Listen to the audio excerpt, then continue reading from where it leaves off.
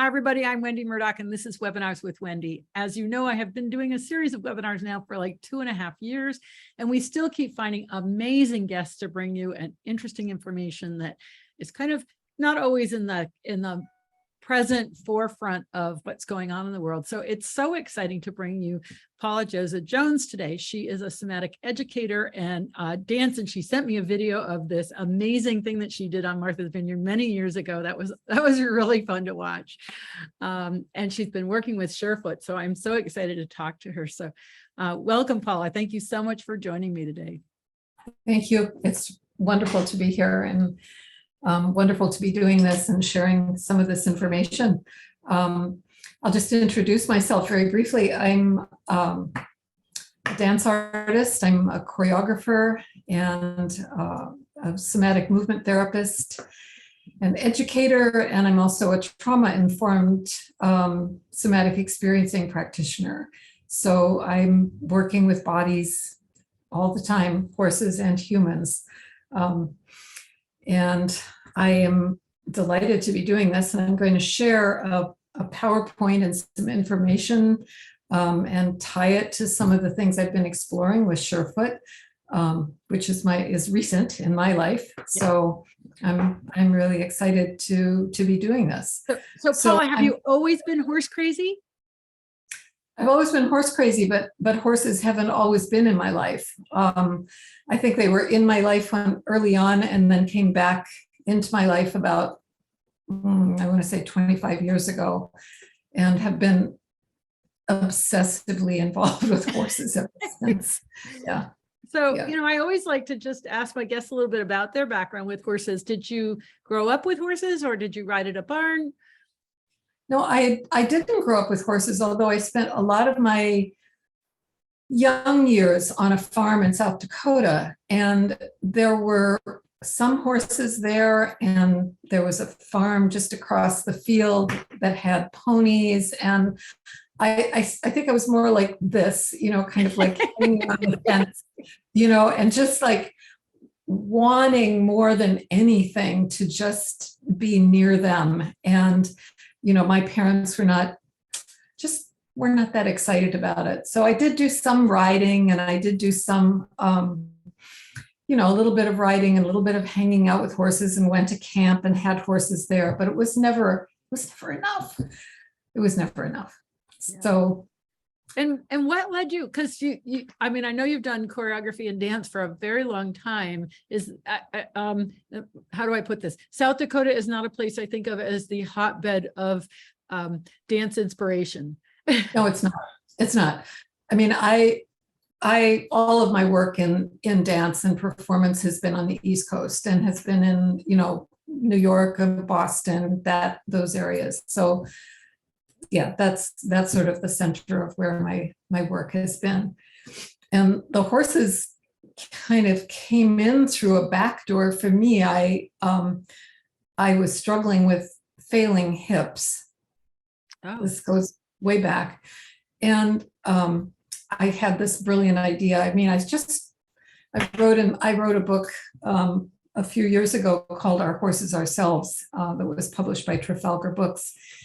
And in the book, I just talked about suddenly starting to see horses everywhere. I was living on Martha's Vineyard at the time, and it just seemed like I could not go down a road or turn a corner without seeing a horse. And it just felt like they were going, hello, it's time. Wake up, come to me. And so I ended up on the vineyard finding a wonderful woman. You might know her, Wendy. I don't know if you do, Susan Fieldsmith. And she had a little backyard barn. And someone said to me, well, go see Susan and you can take some lessons. And so I started to take lessons on a little Connemara, half thoroughbred named Tilly. And then I graduated to another horse named Deborah, and that one thing led to another. Not a halflinger named Deborah. A halflinger named Deborah. Oh, I know her. I know her. Yes, I know. I knew you would. Yeah. And Deborah does not suffer fools. And I was a fool. And she had a lot to teach me. Not easy lessons, I must say. She's pretty specific. And then I ended up rescuing a horse very, very early on in my horse life. And sort of one thing led to another. And here we are. And did they help you with your hips? They did, but then ultimately it was having brilliant surgeries by a brilliant surgeon who, and I literally could do anything after that. Wow. Miraculous. Yeah. Yeah, that's awesome. But it's just so interesting how the horses appear in our lives or reappear in our lives or stay in our lives, and how many people, I love talking to all my guests because some of them have come from horsey backgrounds and some of them haven't, and yet we all wind up there, right? And I just yes really we do. Yeah. Awesome. And my current I just lost, like 5 weeks ago, I lost a very beloved boy who had been with me for 19 years. It was catastrophic and sudden. So I am now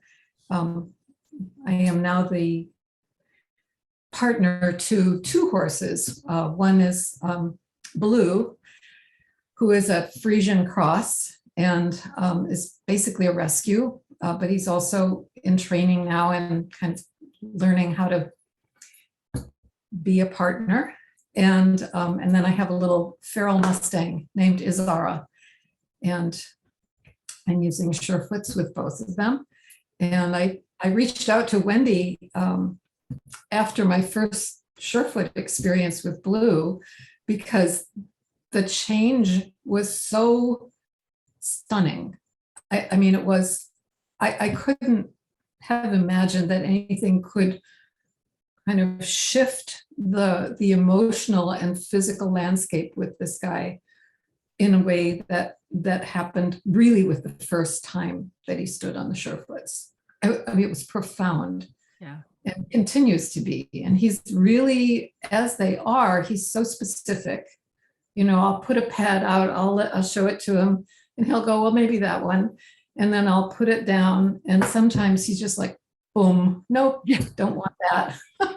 So we'll try something else. And there are days when he just is like, no, I'm not in the mood. Yeah. And then other days, like yesterday, I had him on slants, front and back, diagonal pair. And I asked him at one point, well, after he had been on them for like a while, do you want to walk off? And he took his other front foot and put it on the slant so they were put both feet on one slant. So he stood there and just said, no, I'm still perfectly working. fine right here. Thank you very much. So it's always a surprise, the responses and the changes and the subtlety of their responses is just so gorgeous to witness. Yeah, it's really fun. I was so glad when you emailed me because you also are a team practitioner. You've worked with Linda Tellington, right? Yeah. Yeah. I am. Very much my background. So it's really fun. Yeah. All right, on to your PowerPoint. Okay. Well, I'm going to share this. I will say before I start to share it that it is a work in progress. I'm planning to actually, when I get it to the place that I am feeling it's complete, I would like to turn it into a little manual and share it more widely. So this is just a work in progress that I'm going to share with you tonight. Awesome. So I'm going to share my screen and I'm going to bring up my PowerPoint, and there it is. Everybody see this okay? Yeah, it's great. Okay, so the work that I am doing with horses, I'm calling embodied horsemanship, because my my background is so much in movement and so much in touch and so much in various somatic practices, and I feel that that's often the missing piece between horses and humans. That a lot of what we're doing is about getting a horse to do something and wanting to make a change in the body of the horse but not understanding that a similar change, if not a greater change, has to happen in the body of the human. An awakening has to happen in the body of the human in order for that reciprocity and that kind of co-embodiment that I'm going to be talking about this evening to happen and to deepen. So a lot of students that I see have questions, not about necessarily their riding or their training, but about the relationship that they have with horses. And I think I hear so I'm asking them, what is it that you actually want in your relationship?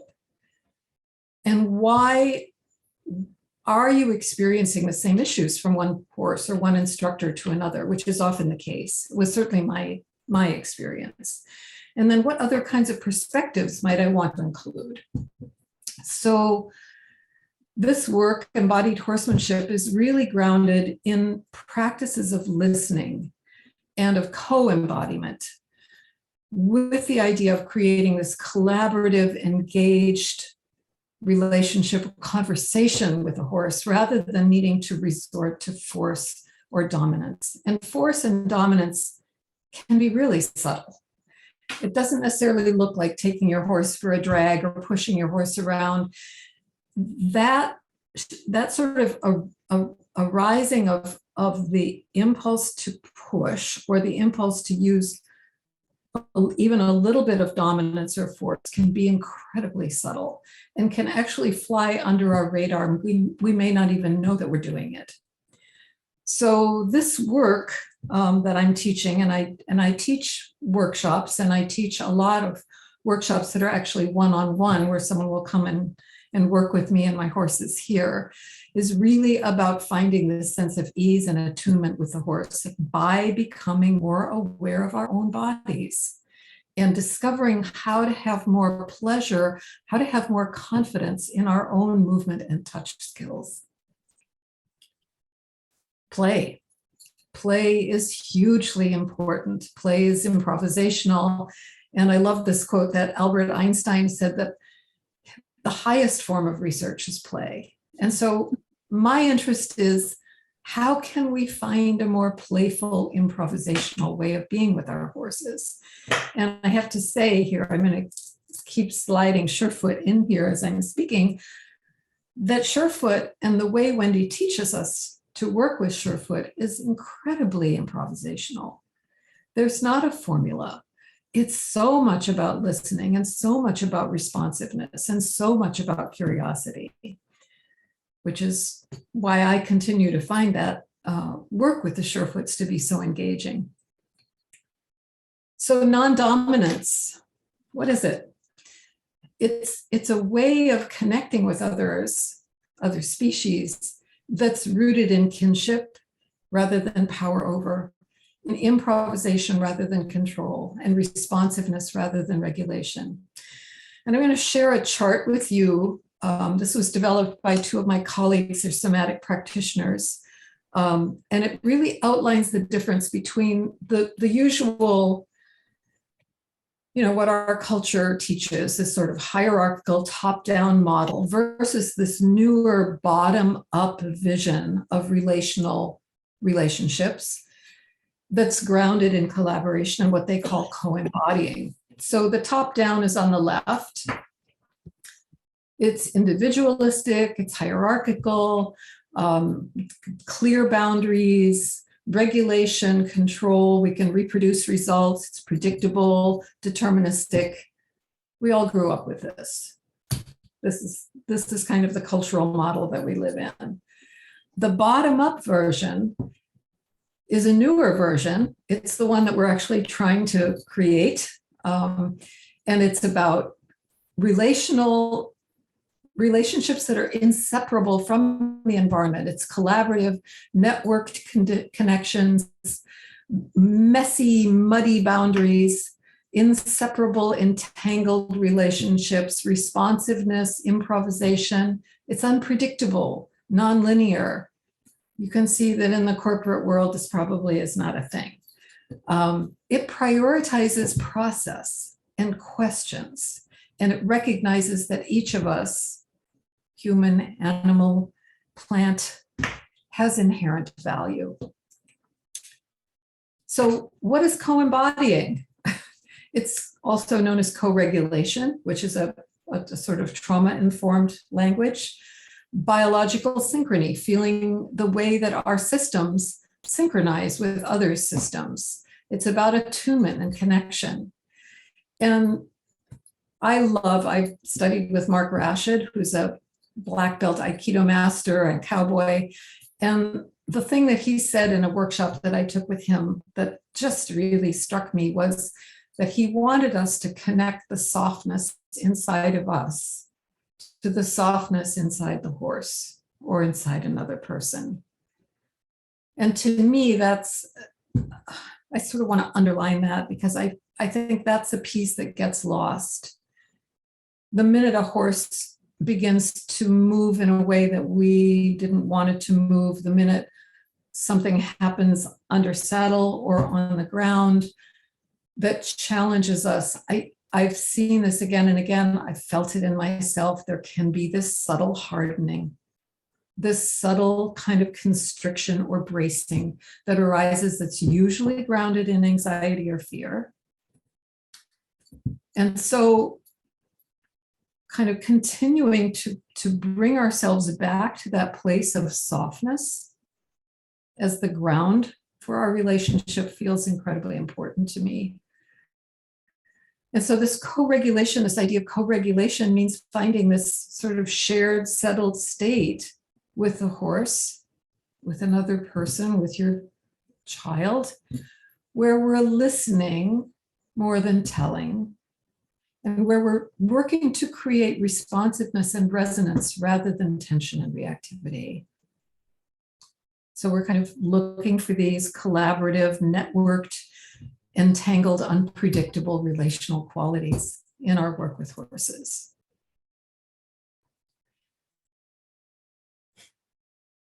So this is a picture from a performance that we did at Equine Affair a few years ago. I just wanted to share it as a beautiful example of engagement between human and horse. So we're not separate. We are all part of what I call the common body.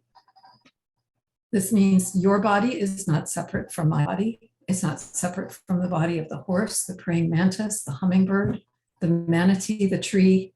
We're just not separate. We're different in some ways, we're similar in others, but we're not separate.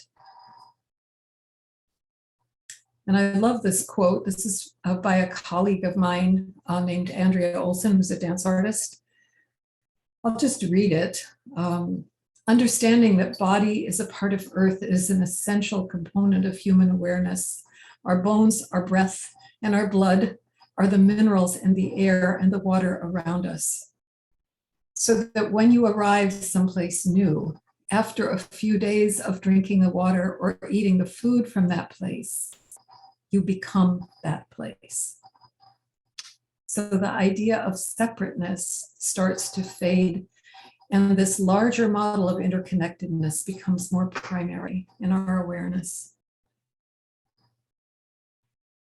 And I'm also including this quote from my beautiful mentor and teacher, Bonnie Bainbridge Cohen, who is the originator of body-mind centering. The mind is like the wind and the body like the sand. If you want to know how the wind is blowing, you can look at the sand. And so, for example, when you look at a horse, you can read kind of the emotional landscape, the mental landscape of the horse by looking at the body. And you might also be able to read the caregivers by looking at the body of the horse. So as a movement analyst, this is a tool I use all the time. This is how I understand things. So how do we find this common ground? Breath, breathing together, letting the breath breathe us, reciprocity. So by that, I mean, so often, you know, and I see this all the time with students, they'll put their hands on the horse and they become the toucher. They're the human, this is the horse, and they're the deliverer of the contact. And what's missing is what is flowing to them from the body of the horse. When you put your hands on the horse, what are you receiving? So right now, as you're sitting in the chair, watching this or lying on the floor, maybe you're watching it lying on the floor, what is the chair giving to you? What are you receiving? What's the quality of support that you're receiving? And what are you giving? That's the reciprocity. Another one is softening, and I'll talk about yielding in a moment because it has a different context or a different meaning than some of us think. And I need to take a moment to yield to my cat who's at the door. Oh, okay. Oh, good. Okay, I'll carry on. So many times we just defend and exclude the things that we don't want. We harden instead of softening.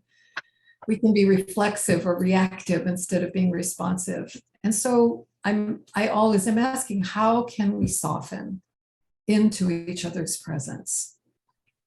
Physically, emotionally, mentally. Another tool that I use all the time is grounding, this sense of this multi-sensory, multi-dimensional whole body experience of ourselves in relationship to others and the earth. And this is a little, side note, but my experience, and Wendy, if you want to speak to this, I would welcome it. But my experience of working with the Surefoots myself and working with them with my human clients, as well as the horses, is that it adds a layer of subtlety and nuance to that experience of our relationship to the earth that is quite unlike anything else I've experienced. And I've been doing this a really long time, working with, movement and clients. There's a really interesting moment with horses, and you might not see it the first time. And if you do, it's super short, but I call it grounding. There's a moment when there's an intense calmness that occurs.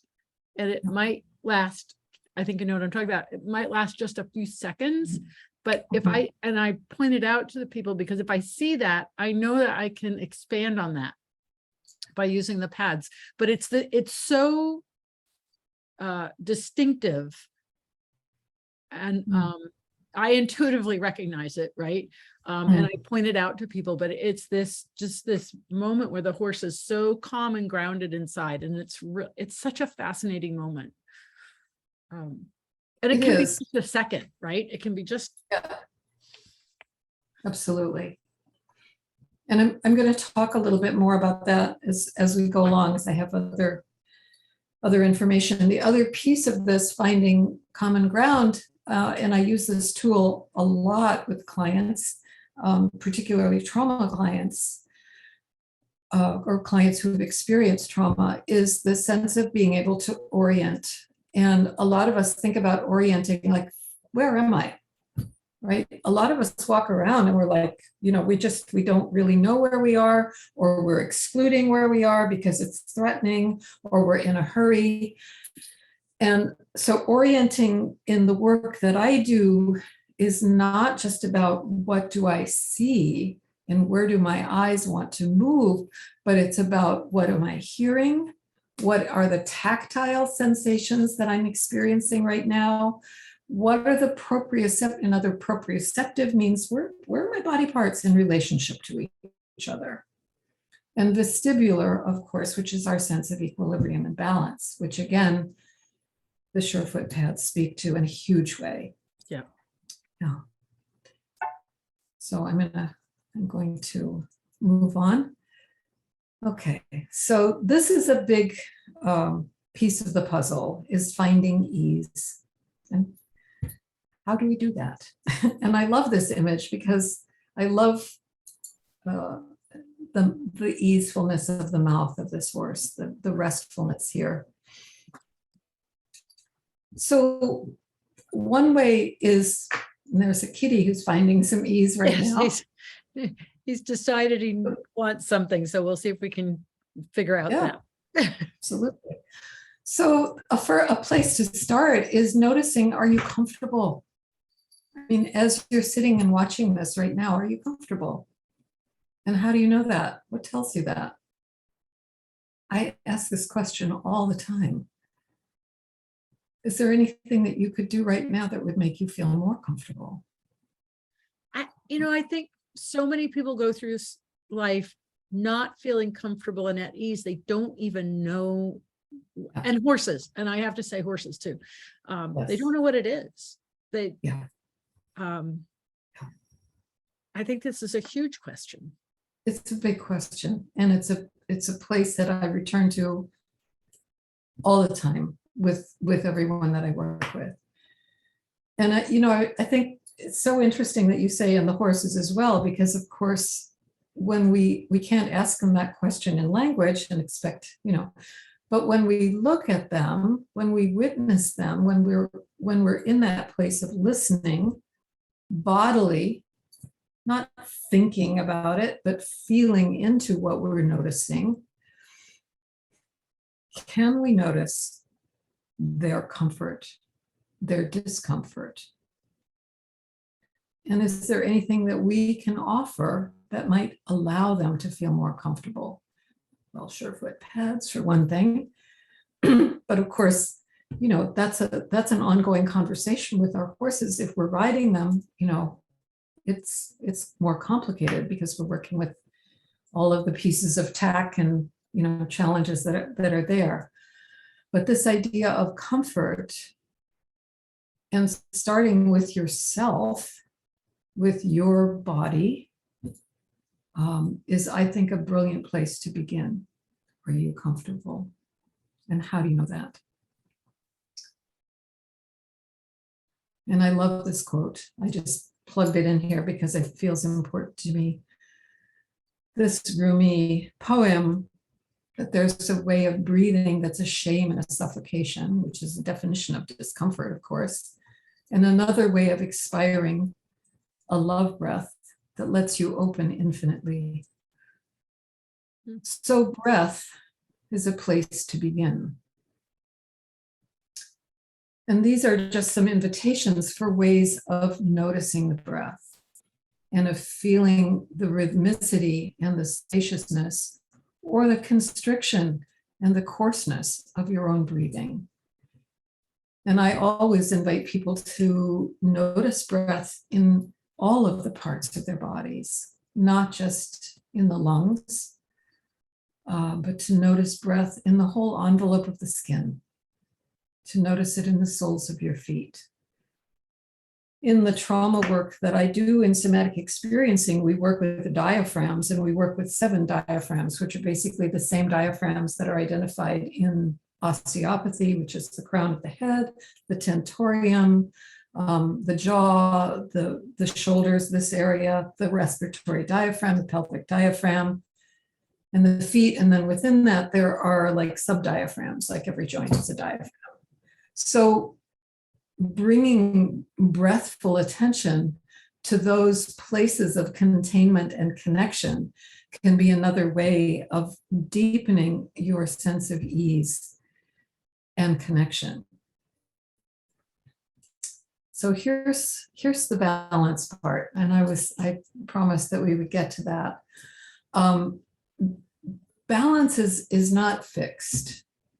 And Wendy, I'm going to really invite you to chime in here, because I think you bring so many years and deep experience with your observations of balance. But what I often see in my human clients is this tendency to lock the various parts of the body in an attempt to find a balance, and in a kind of mistaken and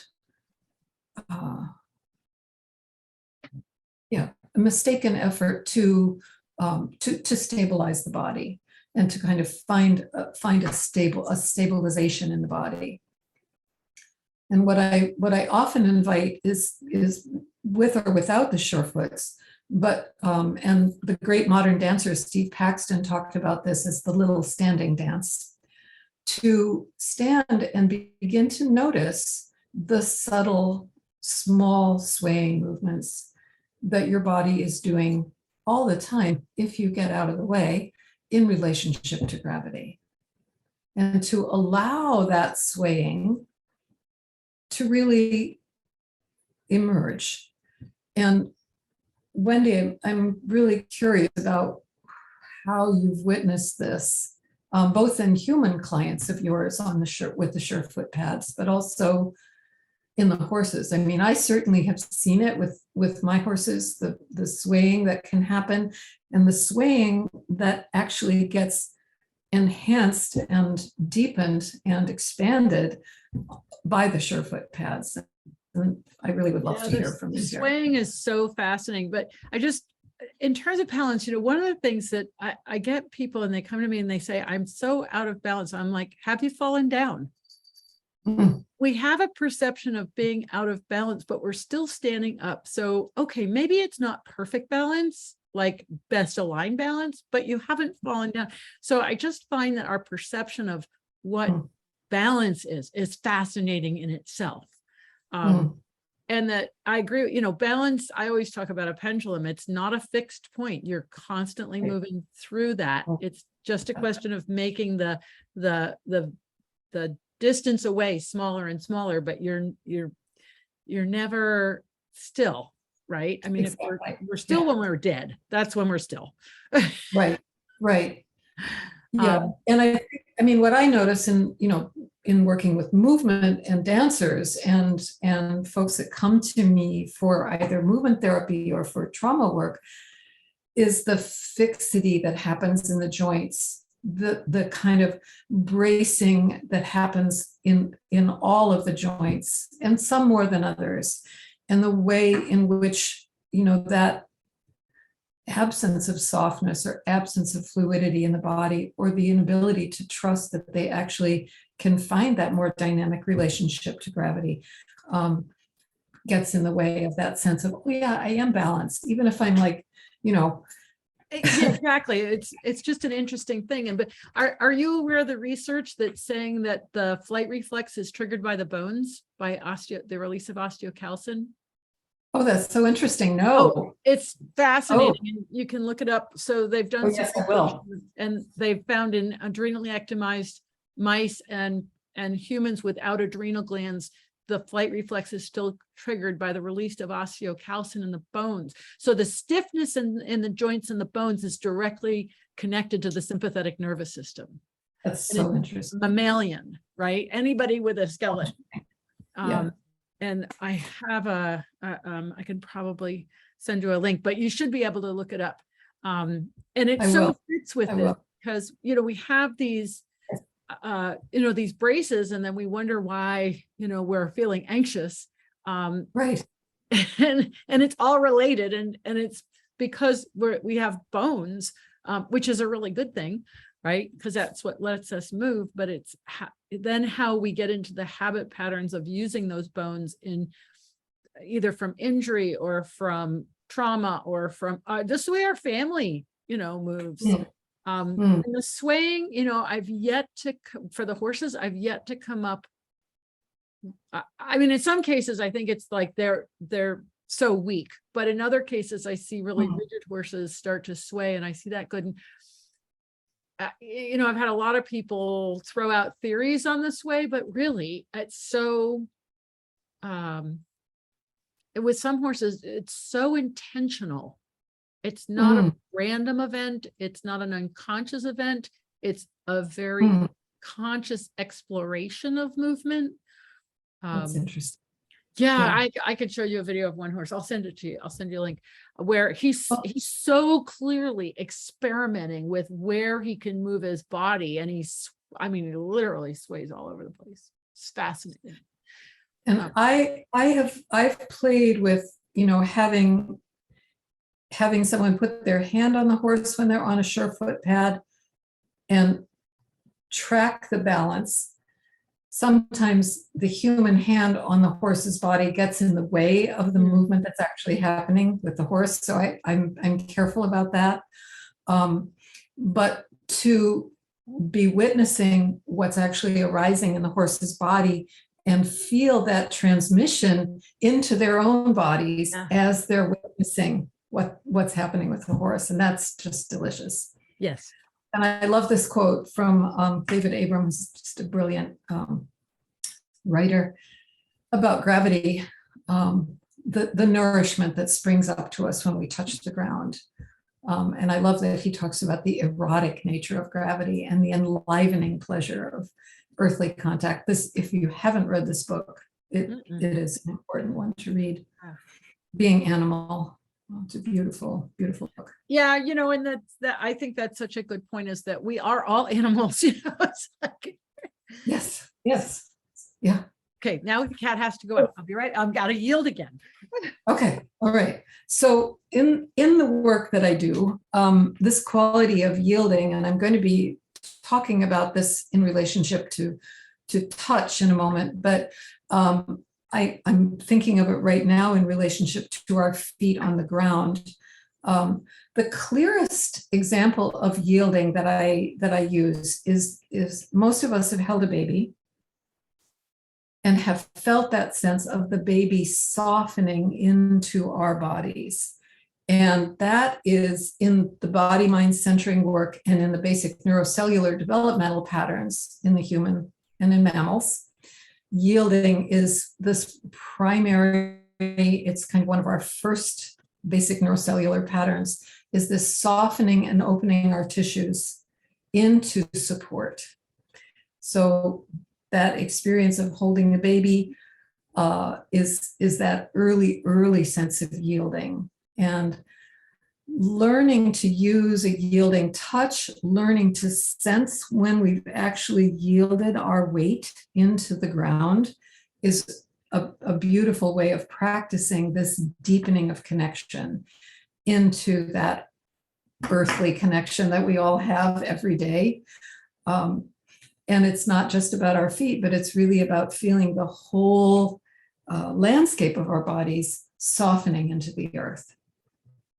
And so I'm talking about touch here, and I will talk about touch in a few minutes, but I think that's another piece of what I see when I'm using the surefoots, is that moment where the horse places the foot, and then you'll see this. You see this kind of deepening and spreading, and that's a yield in the work that I do. So I'm going to skip this one. And I'm going to skip that one. And then I want to just share this with you, because these are wonderful quotes that are part of the embodied horsemanship world. But this is from a book on dance by my colleague, Ann Cooper Albright. And I love this idea of intentional being in the midst of doing. Slowing down enough to feel space entering time. I wonder if that's actually possible for horse people, who are always in a hurry, in my experience. They're always rushing. And then the sense of balance as continually recovering our uprightness as opposed to holding. And the idea of resilience as this interesting combination of somatic perception and a sense of agency, a sense of our own potency. So I'm going to go on. Wendy, this is an hour, right, that we're doing? Yep. Basically. Okay. Because I probably won't get through this whole PowerPoint, so we may have to do a part two. If Always. I love part twos. Oh, good. Okay. Because I don't want to rush through this, and I really am enjoying having a conversation. Happy to have part two. Always. Yeah. Okay. So we'll do this next section and then see where we are and see if there are any questions or anything. Okay. So connection, of course, and this is, the primary thing that I'm interested in teaching, is that it begins with ourselves. that if we are not connected with ourselves, if we're unaware of how we are moving, what we're feeling, what we may be expressing through our bodies and our minds, our emotions, we can't genuinely connect with either ourselves or others or our horses. So that's why I keep drawing it back to the body of the human, the place that needs the awakening first. Because when we come into relationship with a horse or another person, your child, we are sharing a nervous system. We are either co-regulating or not co-regulating. We're either co-embodying or we're not co-embodying. So we can start by noticing the tone in your own nervous system. Just now, do you feel calm? Are you feeling agitated or anxious? Are you comfortable? And then what are you noticing in the responses of your horse? And a way to look for connection is by noticing some of the quieter, even neutral, or even positive sensations in your bodily experience, moment to moment. So let's talk a little bit about the autonomic nervous system. Maybe you'll have something to say about this. Love This the comes autonomic nervous system. Yay. Yes. And I'm going to talk, this comes out of the somatic experiencing work and the work of Dr. Stephen Porges.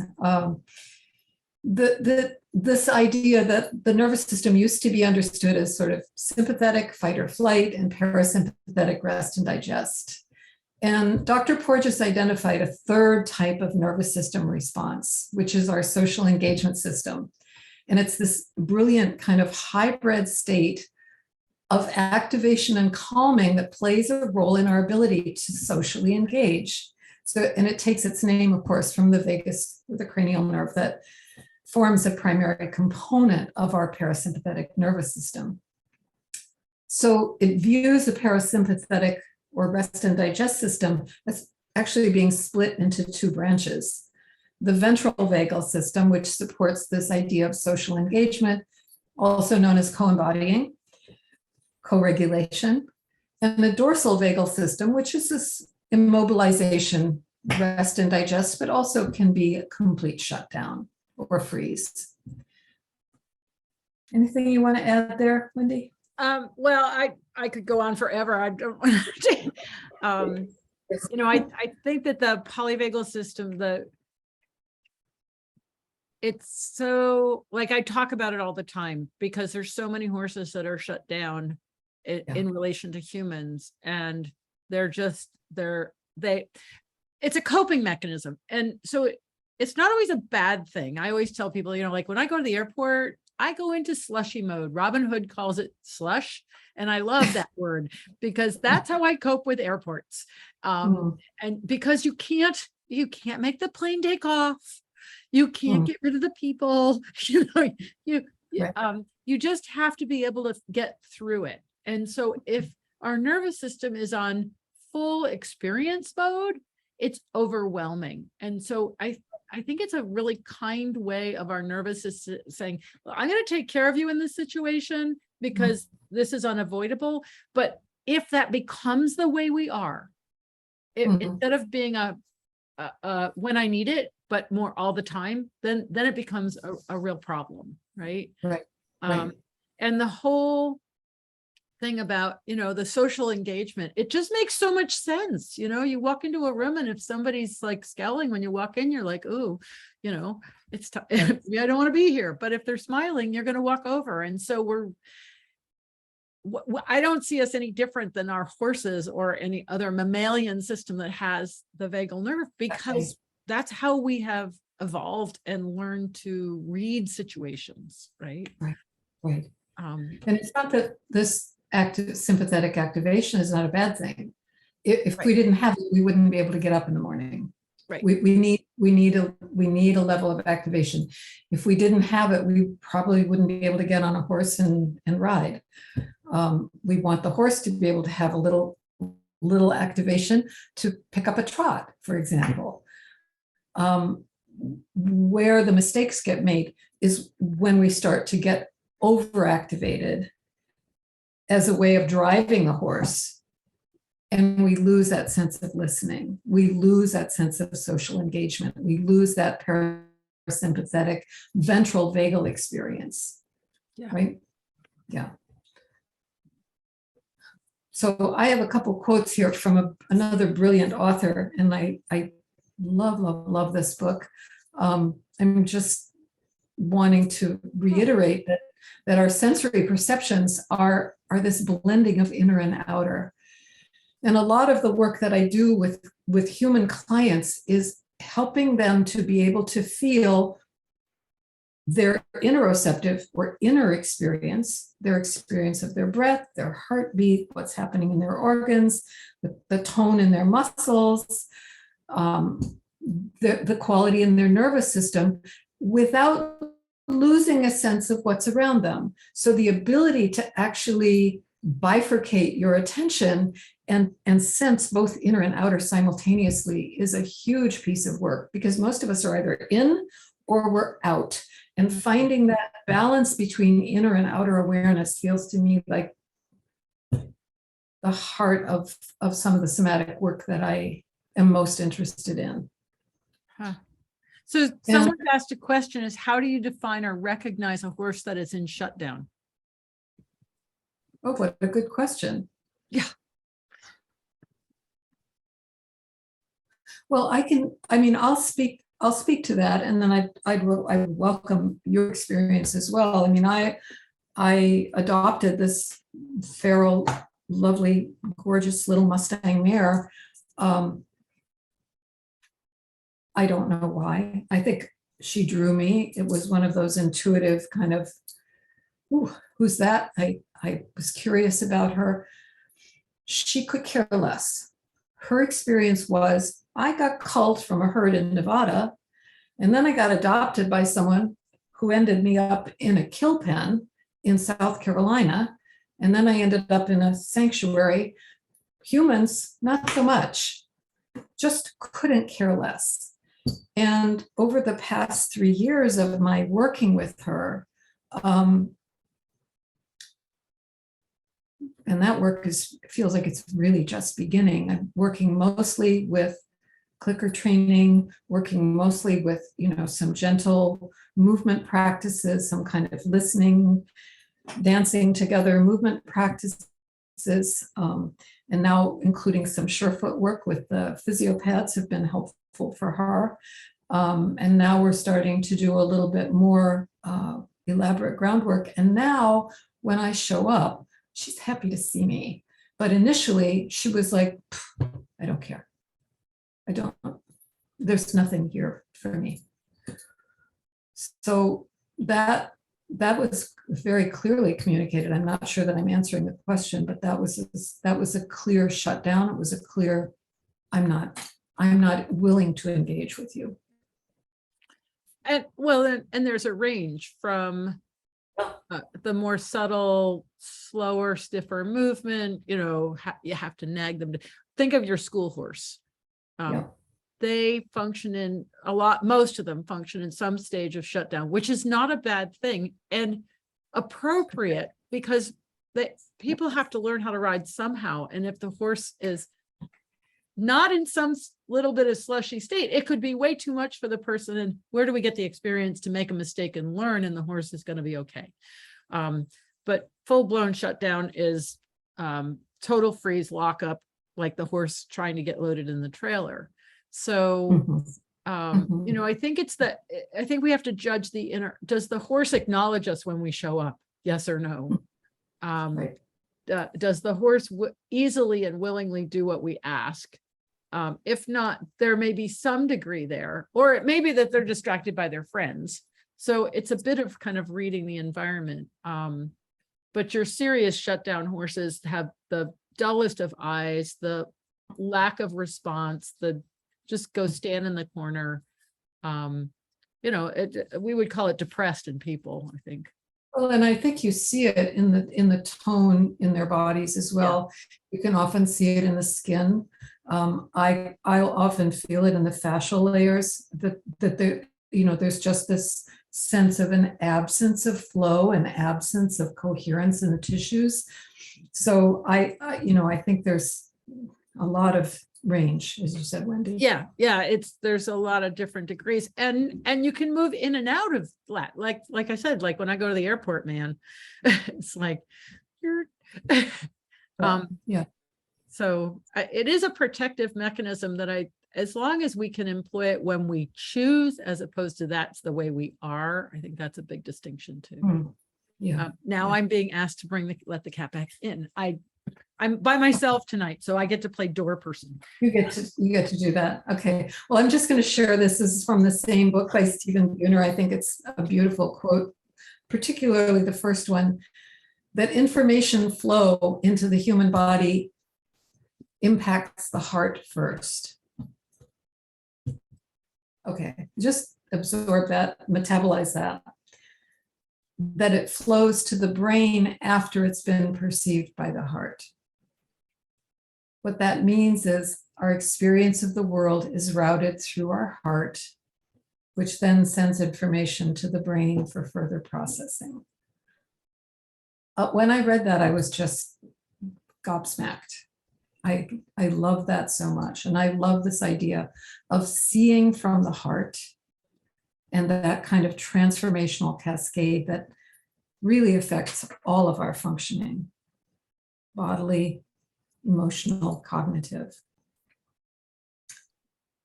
So I'm going to end soon, but I wanted to share this. This has a story. It has a story.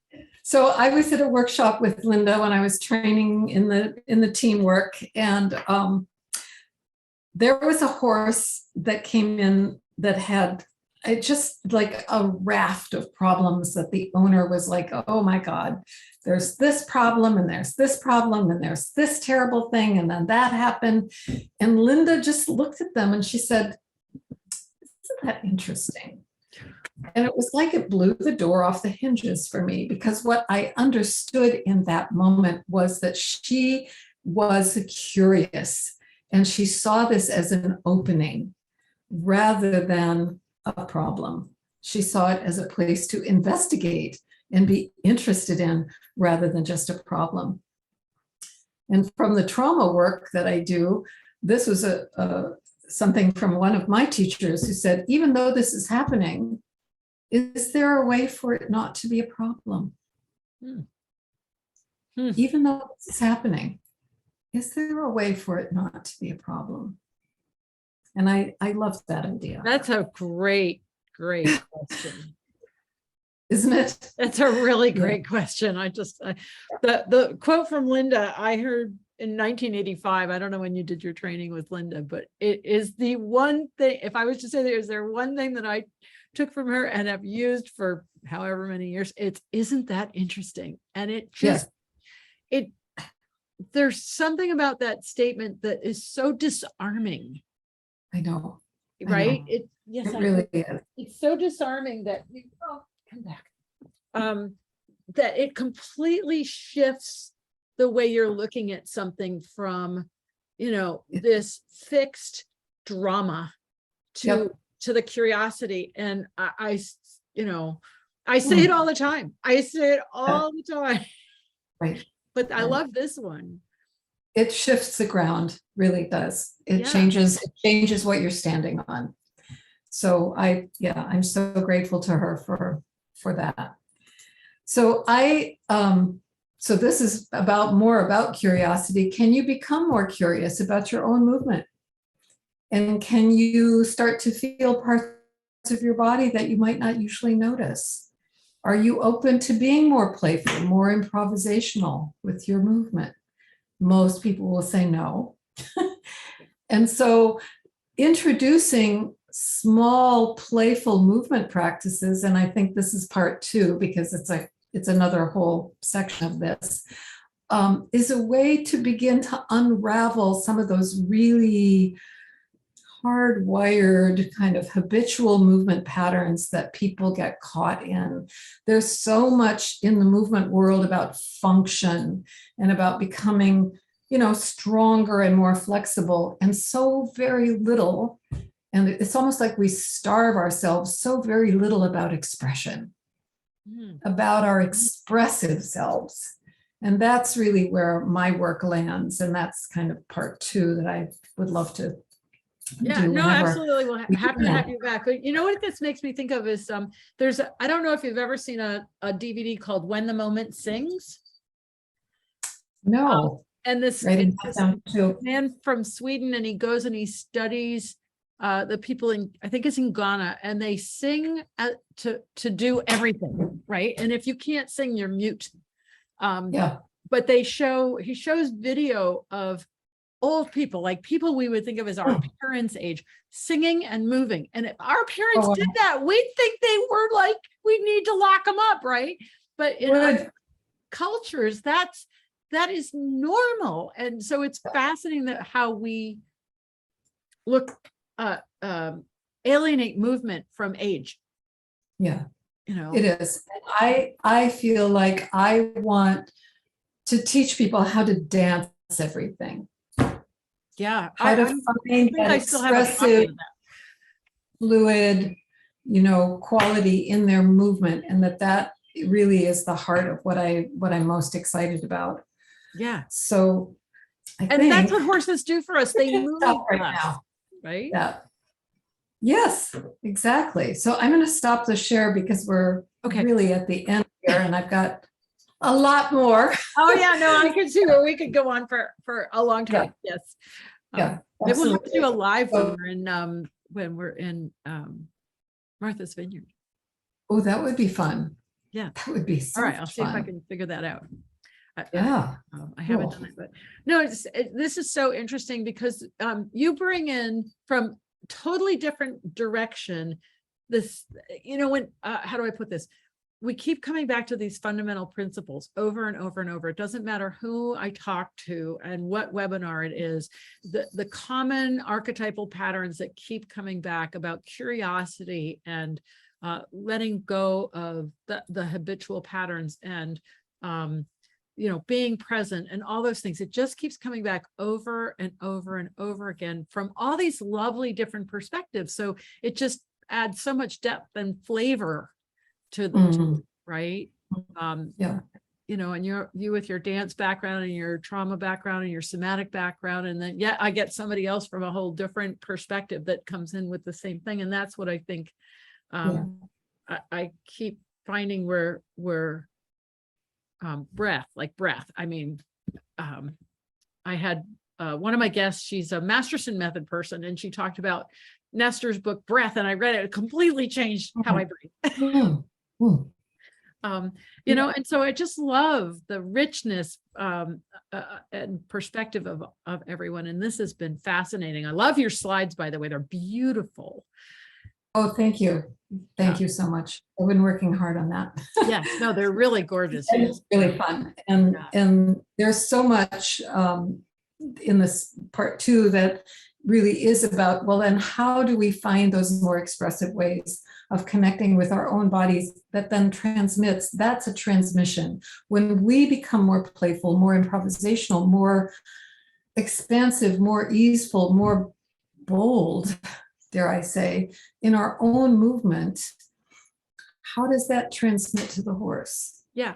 And improv is exactly what I do with the pads. I mean, I don't go in with any intention. It's improv. And it's so difficult to get some people to realize that it's not about a formula. It's about the horse in front of you and the moment and what you feel and just what do you got to lose, right? It's like, right. Yes, exactly. Yeah. So awesome. Well, Rhonda says, thank you so much for this webinar. Lots to think about.